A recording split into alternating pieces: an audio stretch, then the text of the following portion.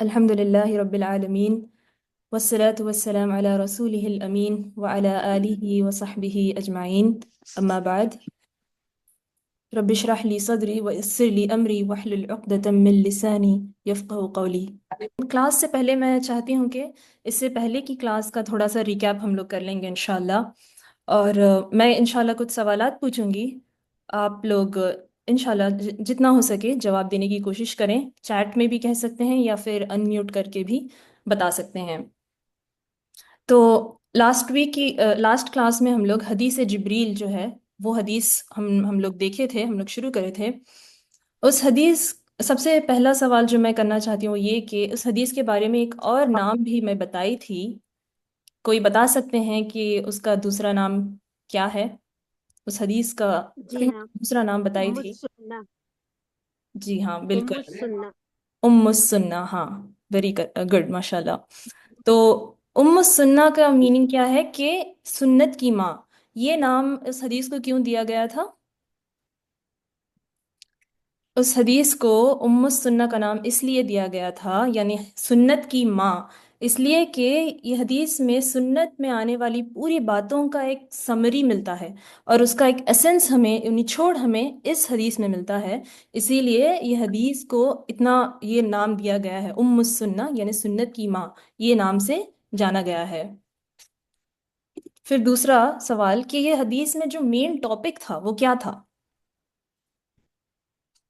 حدیث کا جو مین ٹاپک، ہم لوگ اس حدیث میں ایک نئی بات سیکھے تھے، مطلب اس دین کے تعلق سے، وہ کیا تھی؟ دو باتیں تھیں، ایک جی تو what is Islam and what is ایمان. جی ہاں، یہ مین باتیں تھے. تو اس کے بارے میں ہمیں کیا معلوم ہوا کہ دین کے یہ لیولز ہیں. حدیث میں ہمیں معلوم ہوتا ہے کہ دین میں لیولز بھی ہوتے ہیں، دین میں درجات ہوتے ہیں، اور سب لوگ ایک لیول کے نہیں ہوتے. سب مسلمان ایک لیول پہ ہونا ضروری نہیں ہے. کوئی اسلام کے درجے پہ ہے تو کوئی ایمان کے درجے پہ ہے، جو اس سے اونچا درجہ ہے، اور اس سے بھی اونچا درجہ احسان کا ہے، جو انشاءاللہ آج ہم دیکھیں گے. ٹھیک ہے. تو پھر اس کے بعد ہم لوگ اسلام کے تعلق سے کیا دیکھے تھے؟ اسلام کے جب نبی صلی اللہ علیہ وسلم سے پوچھے تھے جبریل علیہ السلام نے کہ اسلام کے بارے میں بتاؤ، تو جواب میں نبی صلی اللہ علیہ وسلم نے کیا کہا تھا؟ پلرس آف اسلام. ہاں، number one pillars of Islam. Faith, صلاح، جی زکاة، فاسٹنگ رمضان اینڈ پرفارمنگ حج. بے اس کو شک، کہتے ماشاء اللہ. پھر اس کے بعد ہم لوگ ایمان دیکھے تھے کہ ایمان کیا ہے. نبی صلی اللہ علیہ وسلم نے ایمان کے بارے میں کیا بتایا؟ جب جبریل علیہ السلام پوچھے تھے اخبرنی عن الایمان، مجھے ایمان کے بارے میں بتائیے، تو جواب میں نبی صلی اللہ علیہ وسلم نے کیا کہا؟ ایمان کے کیا بتایا؟ ایمان کے 6 ارکان بتائے تھے نا. وہ کیا کیا تھے؟ بلیف ان اللہ yes, believe. And believe in angels, books, messengers and جی، the last day yes. And اور ایک قدر. تقدیر پہ ایمان. بے شک بے شک، ہاں. تقدیر، اچھی بری تقدیر اللہ کی طرف سے. جی ہاں، سب اللہ کی طرف سے ہے، اور یہ سب کچھ لکھ دیا گیا ہے.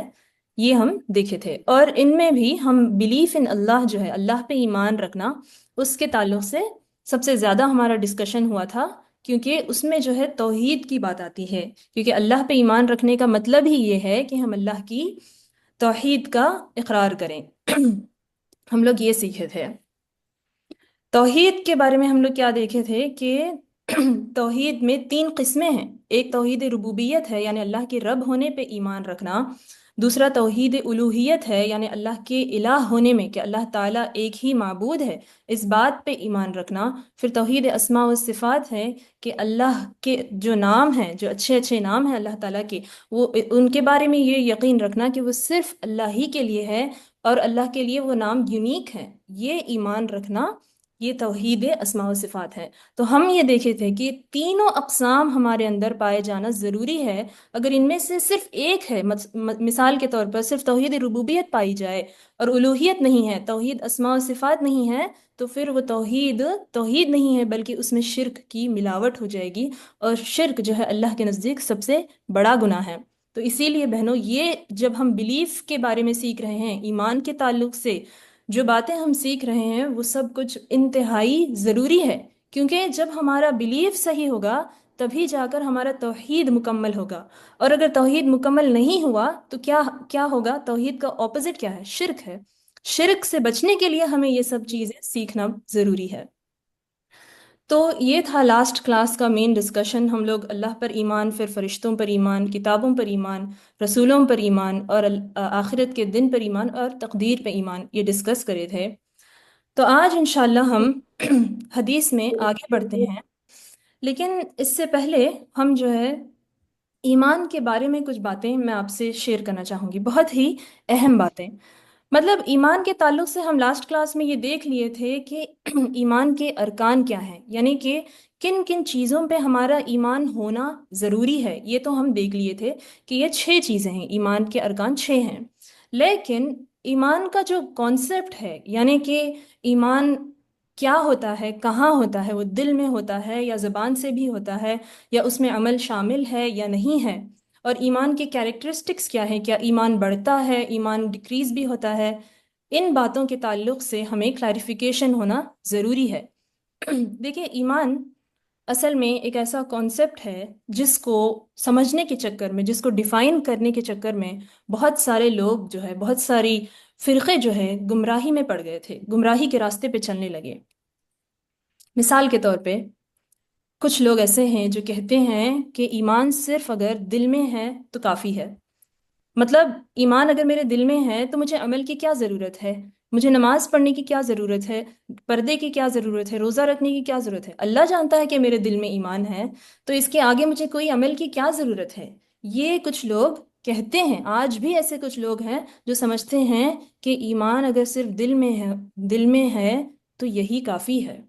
اور تو اور اگر ایمان صرف دل میں ہے اور عمل سے اس پہ کوئی افیکٹ نہیں ہوتا ایمان پہ، تو وہ لوگ یہ بھی کہتے ہیں کہ ایمان نہ بڑھتا ہے اور نہ کم ہوتا ہے، یعنی ہمیشہ ایمان ایک ہی جیسے ہوتا ہے. کیونکہ آپ کچھ بھی عمل کر لو، چاہے آپ کتنی بڑی نیکی کر لو، آپ کتنا بھی بڑا گناہ کر لو، اس کا ایمان پہ کوئی افیکٹ نہیں ہے. ایمان ایک الگ چیز ہے جو صرف دل میں ہے. یہ ان لوگوں کا عقیدہ ہے. اور شاید سننے میں آپ کو اس کا فتنہ سمجھ میں نہیں آ رہا ہے، لیکن غور کریں کہ یہ عقیدہ رکھنے کا گمراہی اتنا زیادہ ہے، کیونکہ اس کا نتیجہ پتہ ہے کیا نکلتا ہے. اس کا نتیجہ یہ نکلتا ہے کہ اس امت کے جو بڑے بڑے صحابہ ہیں، ابو بکر، عمر رضی اللہ عنہ، ان کا ایمان اور اس امت کے بڑے بڑے گنہگار جو ہیں ان کا ایمان سب برابر ہو گیا. کیوں؟ بس اس بات کی وجہ سے کہ یہ لوگ یہ غلط عقیدہ رکھنے کی وجہ سے کہ ایمان صرف دل میں ہے اور ایمان پہ عمل کا کوئی ایفیکٹ نہیں ہوگا. یہ غلط عقیدہ ہونے کی وجہ سے اتنا بھیانک نتیجہ اس کا نکلتا ہے. اسی طرح ایک اور گمراہی کی ایک اور مثال میں بتانا چاہتی ہوں کہ ایک فرقہ ہے جسے علماء جو ہے خوارج کے نام سے جانتے ہیں. ان کا کیا کہنا ہے کہ جب کوئی مسلمان کوئی کبیرہ گناہ کرے، کوئی مسلمان مثال کے طور پہ اگر وہ شراب پی لے، یا وہ چوری کرے، یا اس سے زنا ہو جائے، اگر کوئی کبیرہ گناہ مسلمان سے ہو جائے تو وہ ہمیشہ اسلام کے دائرے سے نکل جاتا ہے. اسلام کے دائرے سے نکل جاتا ہے مطلب یہ کہ وہ کافر ہو گیا، اور اگر وہ اس حالت میں مر جائے تو وہ ہمیشہ کے لیے جہنمی ہوگا. تو ان کا اتنا بڑا قول ہے کہ اس کی وجہ سے کیا ہو رہا ہے، اتنا بڑا افیکٹ اس کا کیا ہو رہا ہے کہ وہ لوگ ایک مسلمان کو انہوں نے کافر بنا دیا. تو یہ جو ہے ایسی ایسی گمراہیاں، ایسے ایسے فتنے پیدا ہو سکتے صرف اس وجہ سے کیونکہ انہوں نے ایمان کا ڈیفینیشن کو صحیح طریقے سے نہیں سمجھا، ویسے نہیں سمجھا جیسا کہ اللہ کے رسول صلی اللہ علیہ وسلم نے سمجھایا، اور جیسا کہ صحابہ جو بیسٹ جنریشن تھی، سب سے بہترین نسل تھی نبی صلی اللہ علیہ وسلم کے زمانے میں جو صحابہ تھے، ان کے طریقے سے نہیں سمجھنے کی وجہ سے اتنے بڑے فتنے پیدا ہو سکتے ہیں. تو اسی لیے بہنوں، میں آج آپ لوگوں کے سامنے ایمان کے تعلق سے کچھ اہم پوائنٹس رکھنا چاہتی ہوں. بس 3 سمپل پوائنٹس لوں گی اور اس کو جو ہے قرآن اور حدیث کے دلائل سے انشاءاللہ میں آپ کے سامنے پیش کروں گی. بسم اللہ. تو سب سے پہلا تو یہ ہے کہ ایمان is by the heart, tongue and physical actions, یعنی ایمان میں دل کی تصدیق ہونا بھی ضروری ہے، یعنی دل میں ایمان ہونا ہے، اور پھر ایمان زبان سے بھی اقرار کرنا چاہیے، اور اس کے بعد جو ہے اپنے اعمال جو ہیں یعنی اپنے باڈی سے جو ایکشنز ہوتے ہیں یہ بھی ہونا ایمان میں ضروری ہے۔ اور اس کی دلیل کیا ہے؟ ایک حدیث ہے، ایک ہی حدیث میں نبی صلی اللہ علیہ وسلم نے بہت بہترین انداز میں، مطلب ہمیں واضح طریقے سے سمجھ میں آ جاتا ہے کہ ایمان میں تینوں چیزیں شامل ہے۔ تو وہ کیا ہے؟ صحیح مسلم کی حدیث ہے، نبی صلی اللہ علیہ وسلم نے فرمایا faith has over 70 branches or over 60 branches، یعنی ایمان کی کچھ 60 یا 70 شاخیں ہیں، the most excellent of which is the declaration that there is no God but Allah، اور ان میں سے سب سے بہتر جو شاخ ہے وہ یہ کہ اللہ کے توحید کا اقرار کرنا، یعنی زبان سے یہ کہنا لا الہ الا اللہ، لا الہ الا اللہ کا اقرار کرنا، یہ ایمان کا سب سے اونچا شاخ ہے۔ and the humblest of which is the removal of what is injurious from the path، اور یہ جو شاخیں ہیں ایمان کے، ان میں سے سب سے کمتر شاخ، یہ ایمان ہی کا حصہ ہے، لیکن ان میں سے سب سے کمتر شاخ یہ ہے، سب سے لو برانچ یہ ہے کہ ہم راستے سے کوئی تکلیف دینے والی چیز کو ہٹا دینا، یہ بھی ایمان کا حصہ ہے۔ اور پھر کہا and modesty is a branch of faith, یعنی حیا جو چیز ہوتی ہے، حیا جو انسان کے دل میں پائی جاتی ہے، یہ بھی ایمان کا حصہ ہے۔ تو کیا معلوم ہوا کہ تین چیزیں، تین مثالیں نبی صلی اللہ علیہ وسلم نے بتائے، اور تینوں کو کہا ہے کہ یہ ایمان کا حصہ ہے۔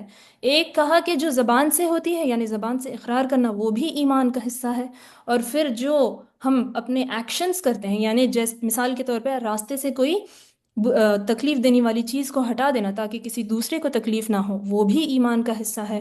اور پھر حیا جو چیز ہمارے دل میں پائی جاتی ہے وہ بھی ایمان کا حصہ ہے۔ یعنی کیا معلوم ہوا کہ تینوں چیزوں کا ہونا ہمارے لیے ضروری ہے ایمان کو مکمل ہونے میں۔ امام الشافعی رحمہ اللہ کہتے ہیں کہ جو صحابہ کا جو جنریشن تھا، صحابہ رضی اللہ عنہم نبی صلی اللہ علیہ وسلم کے زمانے میں جو تھے، اور ان کے بعد جو تابعین آئے تھے، اور ان کے بعد کا نسل جو تھا تبع تابعین کا، ان تینوں جنریشنز کا اس بات پہ اکٹھا ہے، یہ تینوں جنریشنز اس بات پہ ان کا اجماع ہے کہ ایمان از اسٹیٹمنٹ، ایکشن اینڈ انٹینشن۔ ایمان میں اسٹیٹمنٹ بھی ہے، یعنی زبان سے کہنا بھی ہے، ایکشن بھی ایمان میں ہے، یعنی عمل کرنا بھی ہے، اور انٹینشن یعنی دل سے، دل میں ایمان یعنی دل میں تصدیق کرنا، دل میں صحیح سمجھنا، یہ بھی ایمان کا حصہ ہے۔ تو تینوں کا ہونا ضروری ہے۔ اور پھر کہا کہ none of themselves are sufficient in themselves without the others، یعنی کسی ایک کا اگر ہو دوسروں کو چھوڑ کے تو یہ کافی نہیں ہے۔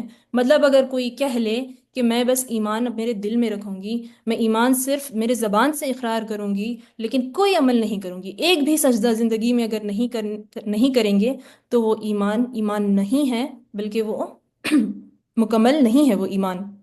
کیونکہ رسول صلی اللہ علیہ وسلم کے زمانے میں منافق تھے، وہ لوگ بھی اپنے زبان سے ایمان کا اقرار کرتے تھے لیکن تھے تو وہ منافق ہی نا، وہ مسلمان کبھی نہیں ہوئے تھے۔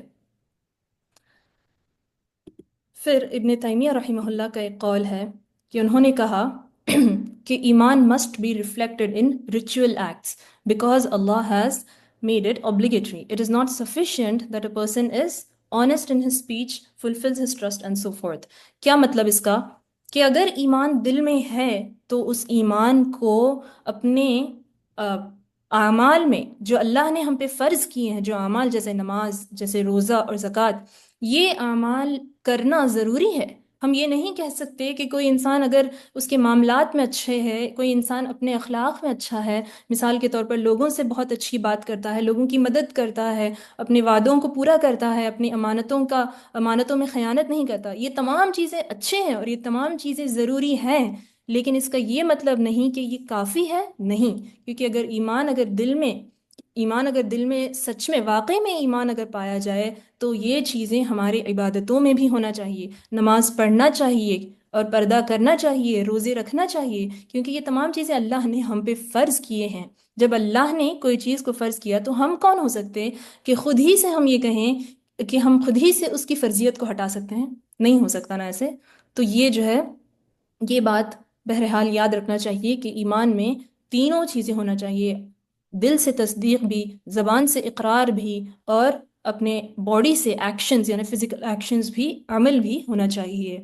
پھر دوسرا پوائنٹ یہ ہے کہ ایمان بڑھتا بھی ہے اور ایمان گھٹتا بھی ہے۔ وہ کیسے بڑھتا ہے؟ نیک اعمال کرنے سے، اور اللہ کے جو دینی مجالس ہیں، دین کے جو مجلسیں ہوتے ہیں، اچھی باتیں جہاں پہ ہوتی ہیں ویسی مجلسوں میں بیٹھنے سے ایمان بڑھتا ہے۔ اور پھر ایمان گھٹتا بھی ہے۔ وہ کیسے؟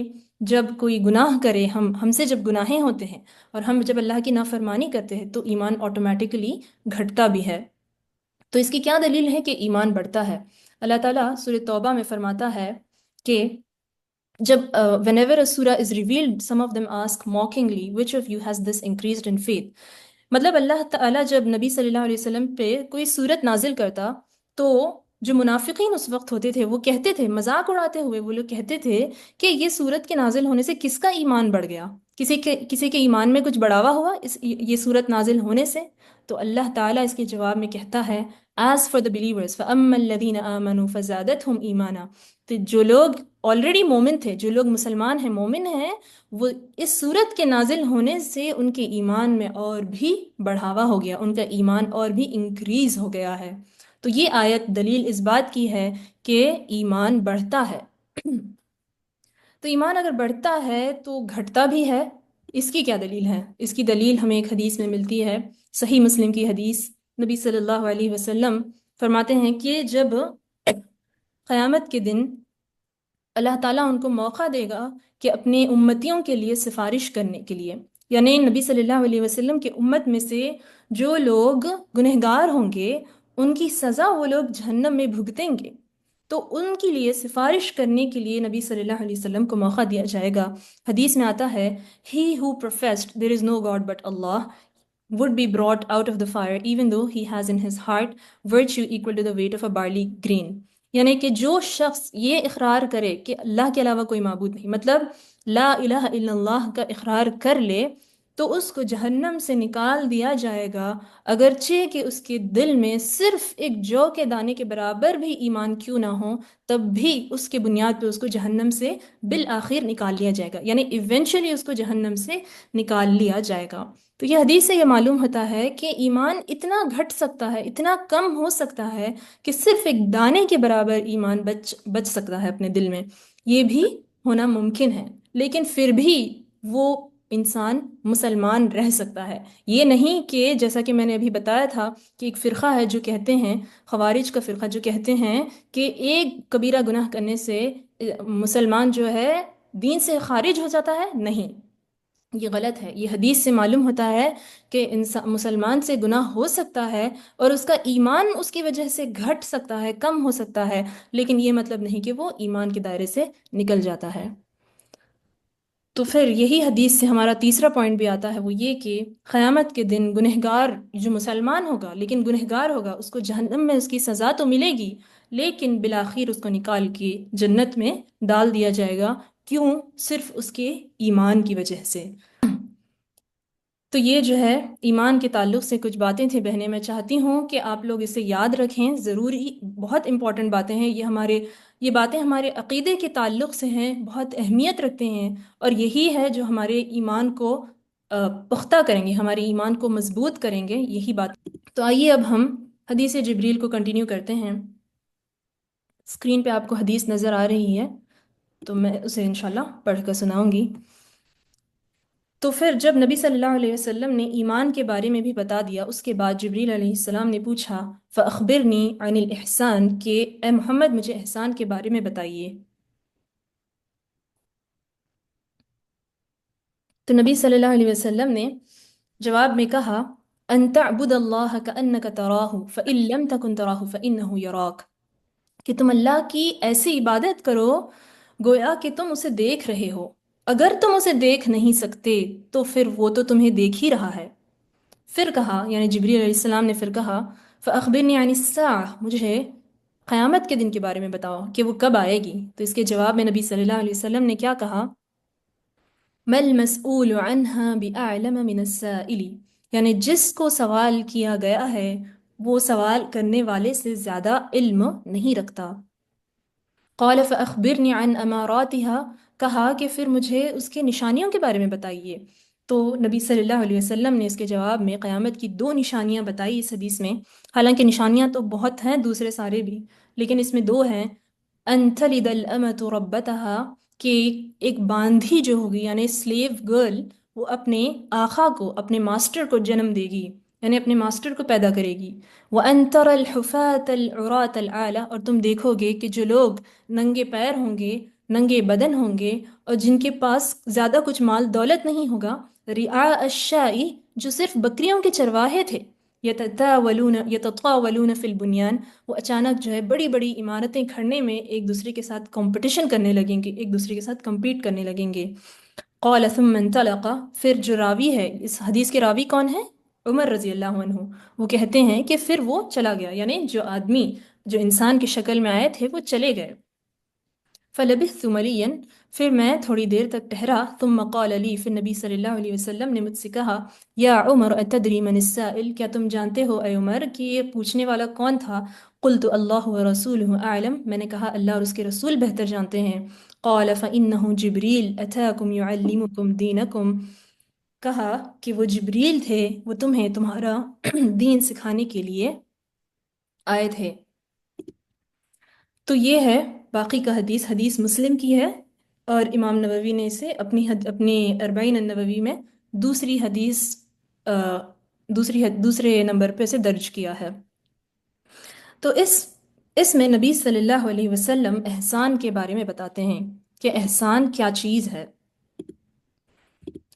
احسان کیا ہے؟ یہ جو دین کے جو درجات ہم دیکھ رہے ہیں، ایک تو اسلام ہے، پھر اس کے بعد ایمان ہے، تو اس سے بھی اونچا، یعنی سب سے اونچا درجہ دین کا کیا ہے؟ احسان کا ہے. احسان دین کا سب سے اونچا درجہ ہے. اور احسان کیا ہے؟ نبی صلی اللہ علیہ وسلم نے کہا کہ تم اللہ کی ایسی عبادت کرنا گویا کہ تم اسے دیکھ رہے ہو. کیا مطلب اس کا؟ کیا ہم اللہ کو دیکھ سکتے ہیں؟ اس دنیا میں تو، اس زندگی میں تو ہم اللہ تعالیٰ کو نہیں دیکھ سکتے. تو اس کا کیا مطلب؟ کیا ہم اللہ کو تصور کر سکتے ہیں؟ نہیں، کرنا بھی نہیں چاہیے. اور اگر کرنے کی کوشش بھی کریں تو بھی ہم اللہ تعالیٰ کو تصور نہیں کر سکتے، کیونکہ اللہ تعالیٰ مخلوق میں سے کسی کی طرح بھی نہیں لگتا. ہم لوگ اللہ کو کسی بھی چیز سے تشبیہ دے نہیں سکتے. اللہ تعالیٰ بہت الگ ہے اور اللہ تعالیٰ بہت یونیک ہے، ہم لوگ اسے تصور کر بھی نہیں سکتے. تو پھر اس حدیث کا کیا مطلب؟ کہ ہم اللہ کی ایسی عبادت کریں جیسا کہ ہم اسے دیکھ رہے ہیں. علماء نے کہا ہے اس کا یہ مطلب کہ جب بندہ عبادت کرے تو عبادت میں ایسی کیفیت ہونی چاہیے، یعنی اگر کوئی انسان اللہ کو دیکھ لے، جیسا کہ جنتی اللہ کو دیکھ لیں گے، تو اس وقت ان کی کیا کیفیت ہوگی؟ ان کے دلوں میں اللہ کی اتنی محبت ہوگی، اللہ کی اتنی رغبت ہوگی، اللہ کی طرف اتنا شوق اور ڈیزائر ہوگا ان کے اندر. وہ کیفیت کے ساتھ بندہ اگر اللہ کی عبادت کرے تو اسی کو ہم احسان کہتے ہیں، اور یہ احسان کا اونچا درجہ ہے. اس کی مثال بے شک محمد صلی اللہ علیہ وسلم کی سب سے بہترین مثال ہے. ایک حدیث میں آتا ہے کہ نبی صلی اللہ علیہ وسلم رات رات تک عبادتیں کرتے تھے، بہت لمبی لمبی رکعتیں پڑھتے تھے، بہت دیر تک تہجد کی نماز میں قیام کرتے ہوئے رہتے تھے، یہاں تک کہ ان کے پیروں میں سویلنگ آ جاتی تھی، ان کے پیروں میں ورم آ جاتا تھا. تو ایک مرتبہ صحابہ کہتے ہیں کہ اللہ کے رسول، آپ اتنا مجاہدہ کیوں کرتے ہیں؟ کیوں آپ اتنی محنت کرتے ہیں؟ آپ تو اللہ کے رسول ہیں. تو پھر نبی صلی اللہ علیہ وسلم نے جواب میں جو کہا، سبحان اللہ، نبی صلی اللہ علیہ وسلم نے کہا، افلا احب ان اکون عبدا شکورا، کیا میں یہ چیز ناپسند کروں کہ میں اللہ کا شکر گزار بندہ بنوں؟ یہ تھا نبی صلی اللہ علیہ وسلم کی عبادت کا کیفیت. کیا تھا کہ نبی صلی اللہ علیہ وسلم اپنے اندر اللہ کی شکر گزاری کے احساس سے جو ہے عبادت کرتے تھے. نبی صلی اللہ علیہ وسلم شکر گزاری محسوس کرتے تھے کہ اللہ، اور ہمیں بھی یہی چاہیے کہ ہم اپنے اندر اللہ کی جو نعمتیں ہیں، اللہ تعالیٰ نے ہمارے اوپر جو ان گنت نعمتیں کیے ہیں، بے انتہا نعمتیں ہم پر برسائے ہیں، ہمارے اتنے سارے گناہوں کے باوجود بھی ان نعمتوں کا اعتراف کرنا، ان نعمتوں کو ایکنالج کرنا، اور اس وجہ سے ہمارے اندر ایک شکر گزاری کا احساس پیدا ہوتا ہے. وہی شکر گزاری کے ساتھ جو ہے اللہ کی محبت ہوتی ہے. اللہ کی محبت وہیں سے پیدا ہوتی ہے کہ پہلے اپنے اندر شکر گزاری پیدا کریں، اور اسی سے جو ہے اللہ کی محبت پیدا ہوگی، اور اسی سے جو ہے ہم احسان کے درجے تک پہنچ سکتے ہیں. اور پھر فرمایا کہ اگر تم سے وہ نہیں ہو سکتا، یہ درجہ نہیں ہو سکتا، تو کم سے کم یہ خیال کرو کہ اللہ تو تمہیں دیکھ ہی رہا ہے، دیکھ رہا ہے نا، اللہ تعالیٰ ہمیشہ ہمیں دیکھ رہا ہے۔ تو یہ خیال کرنا کہ جب ہم عبادت کریں اللہ تعالیٰ ہمیں دیکھ رہا ہے، اور اگر ہم کوئی غلطی کریں، ہم سے کوئی گناہ ہو جائے، تو اللہ کے پاس ہماری پوچھ ہوگی، اللہ تعالیٰ ہمیں اللہ کے پاس ہماری پکڑ ہوگی۔ یہ سوچ کر، یہ خوف کے ساتھ عبادت کرنا، یہ احسان کا دوسرا درجہ ہے۔ پہلے تو یہ ہے کہ اللہ کی محبت اور رغبت کے ساتھ عبادت کرنا، اور دوسرا یہ ہے کہ اللہ کا خوف رکھتے ہوئے عبادت کرنا، اسے ہم احسان کہتے ہیں۔ اس کے بعد حدیث میں آتا ہے کہ جبریل علیہ السلام نے پوچھا کہ قیامت کب ہوگی؟ یہ بات کا جواب میں نبی صلی اللہ علیہ وسلم نے کہا کہ وہ نہیں جانتے ہیں، نہ وہ جانتے ہیں اور نہ جبریل علیہ السلام جانتے ہیں، دونوں کو بھی اس بات کا علم نہیں ہے کہ قیامت کب آنے والی ہے۔ تو کیا معلوم ہوا؟ اس بات سے ایک چیز معلوم ہوتا ہے کہ نبی صلی اللہ علیہ وسلم جو ہے علم میں غیب نہیں رکھتے تھے، وہ غیب کا علم نہیں رکھتے تھے نبی صلی اللہ علیہ وسلم، کیونکہ اگر نبی صلی اللہ علیہ وسلم کے پاس غیب کا علم ہوتا تو وہ جانتے تھے کہ قیامت کب آنے والی ہوگی، لیکن وہ نہیں جانتے تھے۔ اور یہ علم جو ہے صرف اللہ تعالیٰ نے اپنے پاس چھپا کر رکھا ہے کہ قیامت کب آنے والی ہے۔ تو پھر جبریل علیہ السلام نے پوچھا کہ مجھے اس کی کچھ نشانیاں بتائیں۔ اس حدیث میں دو نشانیاں قیامت کی بتائی گئی ہیں۔ ایک تو یہ ہے کہ ماندھی جو ہے وہ اپنے آقا کو جنم دے گی۔ تو اس کے بارے میں علماء نے بہت بحث مباحثہ کیا ہے، بہت ڈسکشن کیا ہے کہ اس کا کیا مطلب ہو سکتا ہے۔ اور اس کا ایک مطلب یہ نکلا ہے کہ جب کوئی ماں اپنے بچے کو جنم دے گی، کوئی ماں اپنی بیٹی یا بیٹے کو جنم دے گی، تو وہی اولاد بڑے ہو کر اپنے ماں باپ کی اتنی اتنی ان کی بنا کسی احترام کے ساتھ ان کے ساتھ سلوک کریں گے۔ قیامت کی یہ ایک نشانی ہے کہ اولاد اپنے ماں باپ کے ساتھ برا سلوک کریں گے، ان کی نافرمانیاں کریں گے، ان کے ساتھ ایسا سلوک کریں گے جیسا کوئی ماسٹر، کوئی آقا اپنے سلیو کے ساتھ، اپنے غلام کے ساتھ کیسے سلوک کرتا ہے، اس طرح سے ہوگا قیامت سے پہلے، نعوذ باللہ۔ اور دوسری نشانی جو بتائی گئی وہ یہ ہے کہ جو لوگ کچھ سال پہلے بس بنا کسی، ان کے پاس زیادہ مال دولت نہیں تھی، وہ ننگے پاؤں تھے، ننگے بدن تھے، اور وہ بس بکریوں کے چرواہے تھے، ایسے لوگوں کے ہاتھ میں قیامت سے پہلے ایسے لوگوں کے پاس اتنا ویلتھ اور اتنا مال دولت آ جائے گا، لیکن وہ لوگ جو ہے اس مال کو صحیح طریقے سے خرچ کرنے کے بجائے، جو فائدہ مند امور ہیں ان میں خرچ کرنے کے بجائے، ایسے بس بڑی بڑی عمارتیں کھڑی کرنے میں اور ایک دوسرے کے ساتھ اس میں کمپٹیشن کرنے میں، حد سے تجاوز کرنے میں لگے ہوں گے۔ تو یہ دو نشانیاں نبی صلی اللہ علیہ وسلم نے بتایا ہے۔ اس کتاب کے جو آتھر ہیں شیخ جمال الدین، جنہوں نے یہ اربعین النووی کی شرح لکھی ہے، وہ کہتے ہیں کہ اس سے معلوم ہوتا ہے کہ قیامت سے پہلے جو حالات ہوں گے وہ بہت نارمل کے بہت اپوزٹ ہو جائے گا۔ جو نارمل ہے، جو ہونا چاہیے، اس کے برعکس ہونے لگے گا۔ یعنی جہاں پہ ماں باپ کی عزت کی جانی چاہیے وہاں پہ بچوں کی عزت کی جائے گی۔ جہاں پہ جن کو ویلتھ ملنا چاہیے، جن کے پاس مال خرچ کرنے کا علم ہے، کہاں پہ خرچ کرنا چاہیے اور کیسے خرچ کرنا چاہیے، ان کو نہیں، بلکہ جو لوگ اس کا علم نہیں رکھتے ان کے ہاتھوں میں مال جائے گا۔ تو یہ قیامت کی ایک نشانی ہے۔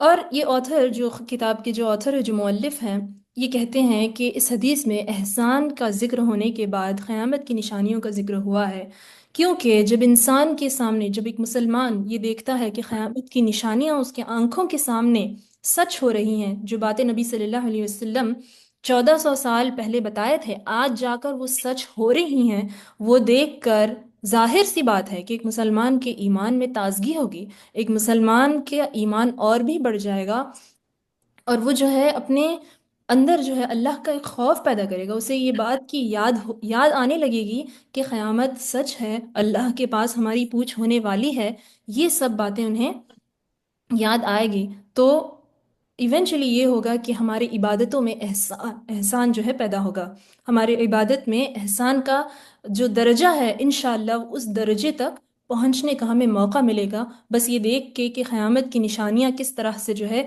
سچ ہوتی جا رہی ہیں۔ اور آج بھی ہم اگر دیکھیں اپنے آس پاس میں، اپنے اطراف، یہ دیکھ رہے ہیں کہ جو لوگ عرب کے جو لوگ کچھ سال پہلے سچ میں بکریوں کے چرواہے تھے، لیکن آج وہی لوگ جو ہے دنیا کے سب سے لمبے لمبے عمارتیں کھڑے کر رہے ہیں۔